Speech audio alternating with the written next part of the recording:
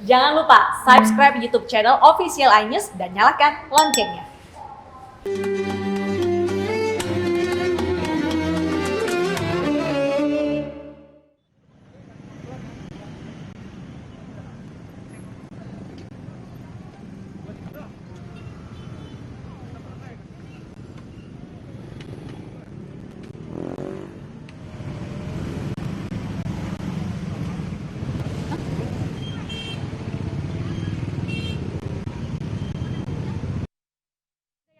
Baik, ini kolaknya 5.000 ya? Ya, ini uangnya. Terima kasih, Mbak. Ya.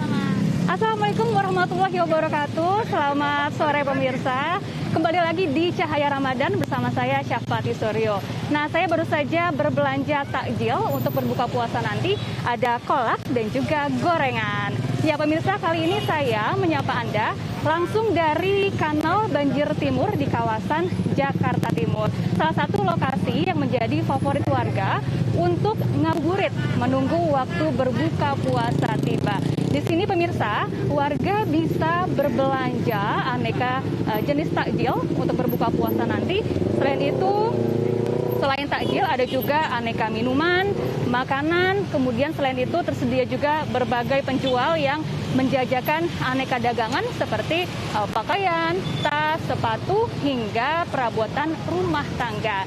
Dan semakin sore, suasana di Kanal Banjir Timur ini semakin ramai dan padat didatangi warga sekitar. Suasana lalu lintas pun semakin ramai, dipadati kendaraan baik roda 4 maupun roda 2. Kemudian banyak juga warga yang berolahraga sore ataupun sekadar duduk-duduk sambil menikmati pemandangan di sepanjang sungai Kanal Banjir Timur. Nah, pemirsa, kalau kolak dan gorengan menjadi favorit warga untuk berbuka puasa, ada juga sate susu sapi dan juga sate kambing yang banyak diburu warga di Denpasar, Bali karena hanya dijajakan saat bulan Ramadan saja. Seperti apa kelezatannya? Berikut informasinya.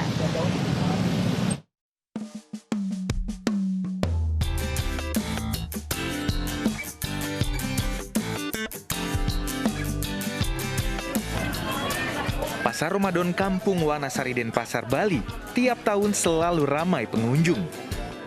Mereka berburu berbagai penganan untuk berbuka puasa. Tidak hanya warga setempat, warga dari kampung lain juga berdatangan. Menu favorit yang diburu warga adalah sate susu sapi dan kambing.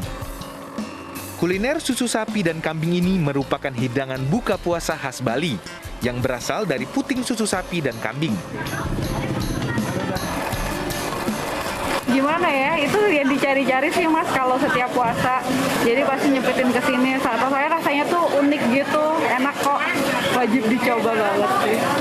Iya, pasti di kesini. Soalnya kan saya biasanya nggak di sini kan. Biasanya di Malang nyempetin pasti ke sini. Karena tahun kemarin saya nggak di sini, makanya kepengen banget ke sini. Makanya tadi agak lebih banyak sih. Harga sate susu kambing dan sapi dijual Rp2.500 per tusuk.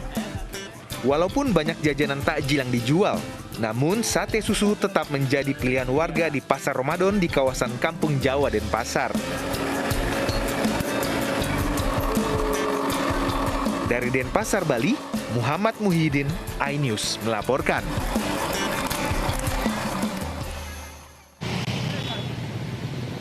Ya pemirsa, di masa pandemi COVID-19 ini, Kanal Banjir Timur memang tidak seramai dan sepadat tahun-tahun sebelumnya. Petugas pun terus bersiaga untuk memastikan protokol kesehatan berjalan dengan baik.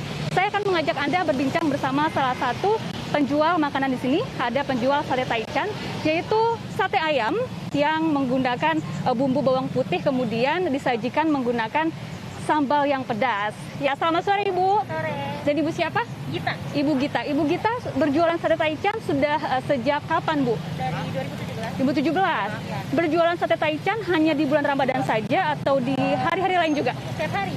Setiap hari.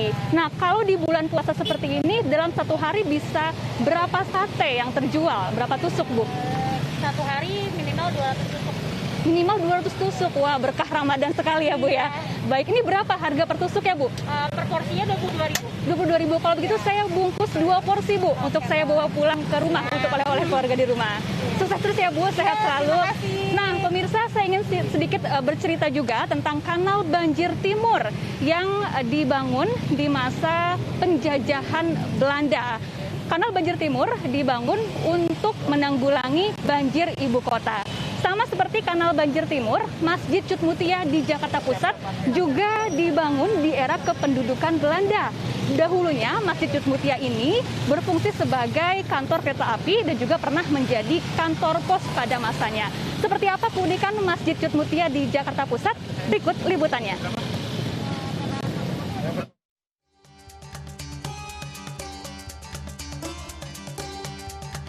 Gedung Masjid Cut Mutia dulunya adalah bangunan kantor biro arsitek yang membangun wilayah Gondang Dia Menteng, Jakarta pada tahun 1879 hingga 1955.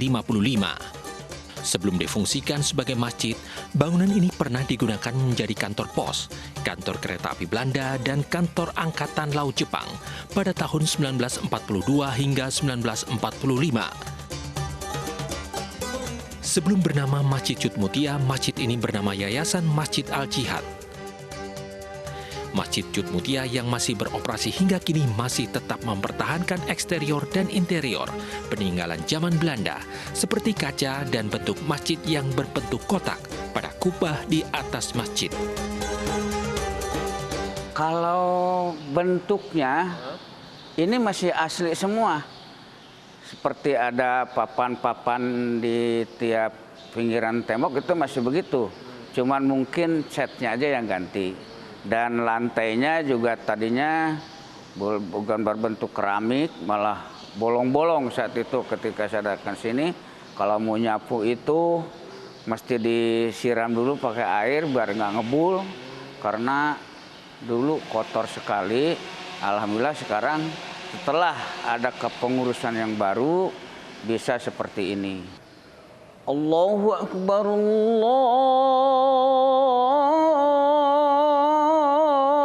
Akbar. Sebelum Indonesia merdeka, gedung ini juga pernah digunakan sebagai kantor urusan perumahan hingga kantor urusan agama pada tahun 1964 hingga 1970. Pada zaman pemerintahan Gubernur DKI Jakarta Ali Sadikin diresmikan sebagai masjid tingkat provinsi pada tanggal 18 Agustus 1985.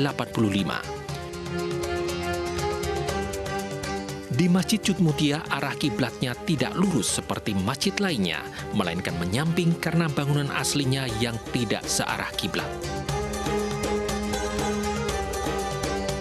Dari Jakarta, Mahathir Muhammad Leman, Agus Dwi Prasetyo, iNews melaporkan.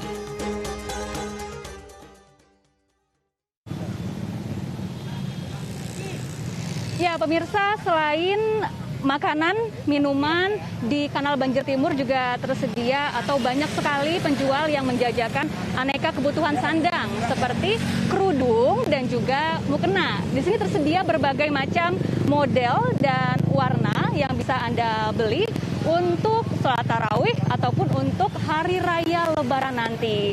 Semuanya ini dijual dengan harga yang tentunya ramah di kantong dan bisa Anda tawar. Di sini tersedia banyak pilihan untuk Anda pilih dan Anda bawa pulang untuk keluarga di rumah. Nah, pemirsa, di Indonesia memang momen Ramadan selalu dinanti-nantikan dengan penuh sukacita. Namun sayangnya tidak bagi saudara-saudara kita umat muslim di Irak korban perang yang harus merayakan bulan suci Ramadan dengan penuh keterbatasan terutama di masa pandemi COVID-19. Dan berikut informasinya.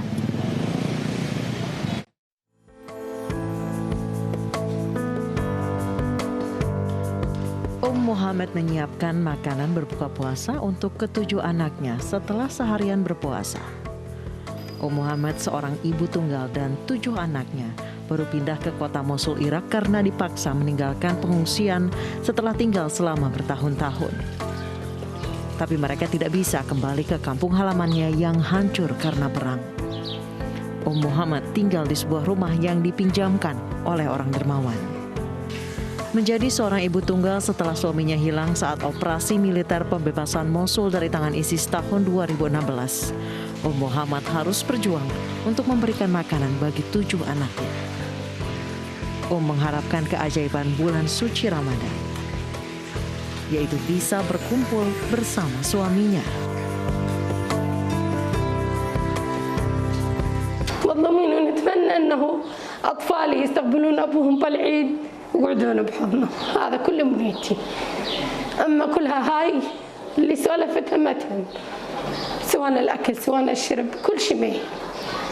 اهم شيء انه ابوهم يجي ويطل عليهم.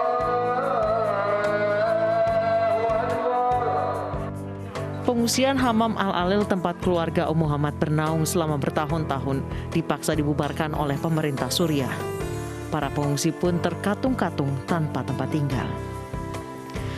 Ketika waktu berbuka puasa tiba, Muhammad berharap anak-anaknya tetap bisa merayakan kebahagiaan bulan Ramadan. Meski kini mereka harus hidup dari belas kasihan orang lain, ia tetap harus berjuang memberikan yang terbaik bagi ke-7 anaknya, terutama makanan untuk berbuka puasa. Tim Liputan iNews melaporkan.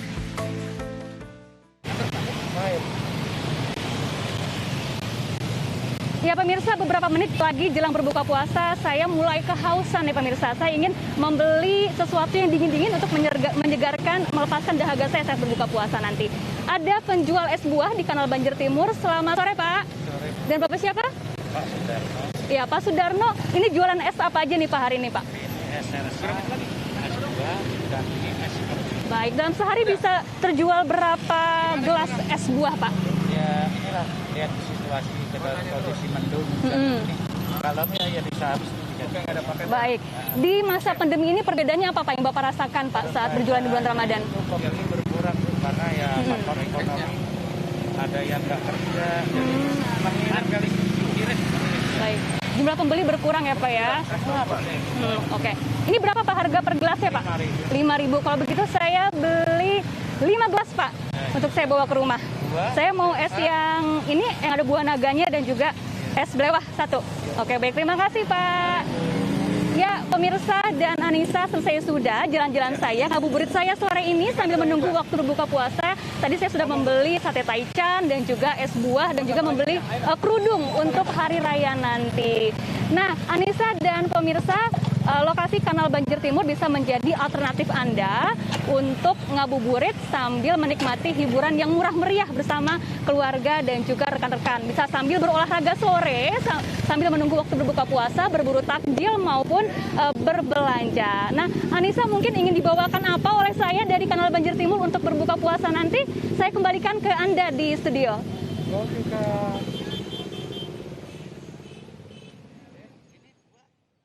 Membawa oleh-oleh dari Kanal Banjir Timur, saya titip gorengan sama talam suji ya Syafa. Terima kasih, saya tunggu di kantor. Baik, terima kasih Syafa Ati Suryo, laporannya dari Kanal Banjir Timur Jakarta. Dan pemirsa, usai sudah kebersamaan kita dalam iNews sore hari ini.